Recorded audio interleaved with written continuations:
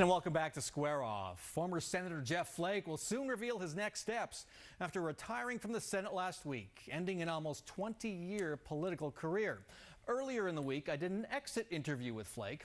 For all the speculation about whether he'll challenge President Trump in 2020, I came away with the feeling that he is done with politics. We started talking about one of his final acts, trying but failing to get a Senate vote to protect Robert Mueller from being fired by President Trump. Here's an edited version of our conversation.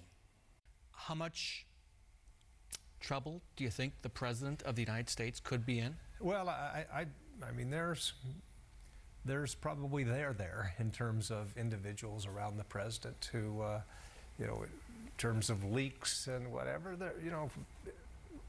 signals point to something there. How much that will impact the President or cause the House now to say, all right, we're going to make a move, the only remedy being impeachment, I don't know. I don't know if it'll come to that. I don't think that it will. I hope that it doesn't. I certainly hope that that's not the case. I'm not a fan of this president. I do hope that somebody else runs and that he doesn't receive a second term. But I don't want to see him removed.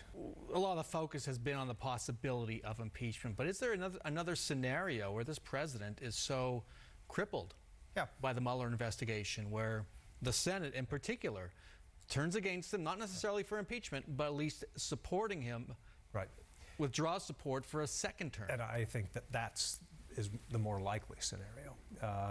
Things will change when members of Congress in the House and the Senate no longer see it in their interest to support the president.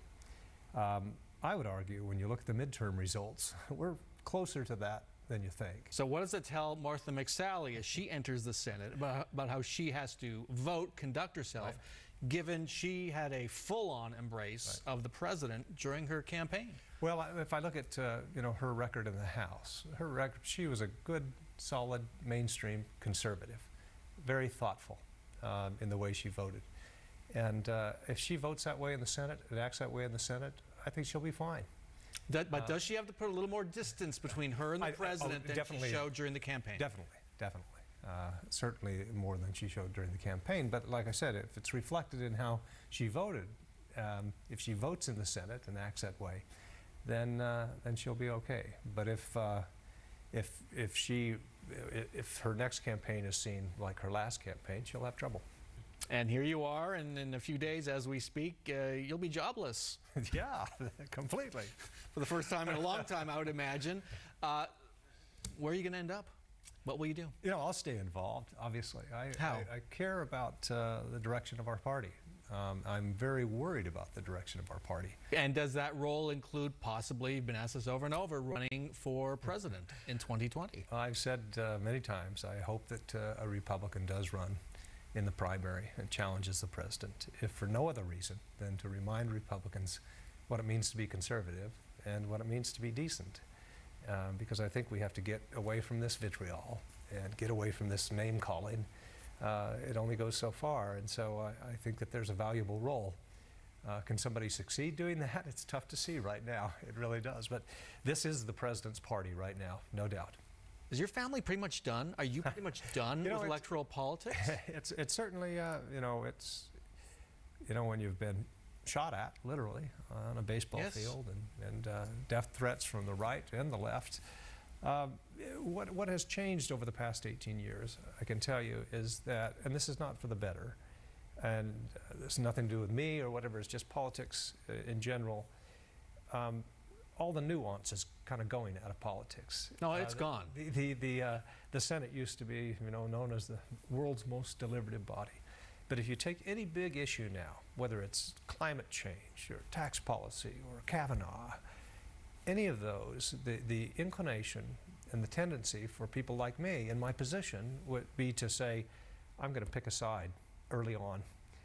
Because if I show any indication that a hearing we might have or an investigation that might be going on might inform my view or might change my mind, then both sides are going to be shooting at me.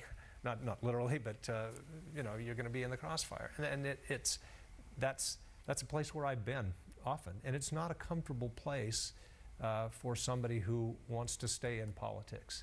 For the folks out there who will say, as you've seen on Twitter, that your actions, or I should say your words, have not matched your actions, your actual votes. And the Kavanaugh confirmation in particular, but there are others they would point to.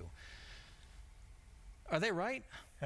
Well, one thing that's interesting, I mentioned that people tend to want you to pick a side here.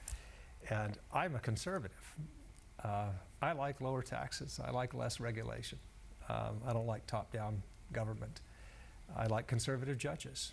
And then if you express your displeasure with the president, then people all of a sudden expect you to be a Democrat or a liberal. I'm not. So there's some unrealistic expectations that way. But I got a kick out of some of these tweets saying, "Oh, when will you ever do something?" This was in November and December, when I had been holding about 50-some judges and getting beat up, I mean completely, by my own colleagues on this, and to read that you're not doing anything. That's not an easy thing to do, but I felt it was important to protect Bob Mueller, and so I'm glad I did it. And you know, on the Kavanaugh vote, they thought, wow, if he's holding it up, he is this close to voting no. Yeah, and I certainly was, open to changing my mind. That's why I wanted the FBI investigation. That was important. And I think the country felt that was important. Certainly the Senate did. We had not done due diligence. I wish we would have launched an investigation sooner, and that it would have been more thorough. But still, the investigation that did occur was good. I wish the country could have read that report. I don't want to, get in the habit of, releasing background, FBI investigations. But I think the country would feel better about where we landed had they been able to read that report. And I'm glad that we forced the Senate to pause and wait for a week and do some more due diligence. As for his next act, Flake indicated you might see him on cable TV, but not in a pundit free-for-all. He also has several other projects in the works. That's our show for this week. Thanks very much to all of our guests. Thank you so much for joining us. See you back here next weekend for another round of Sunday Square Off.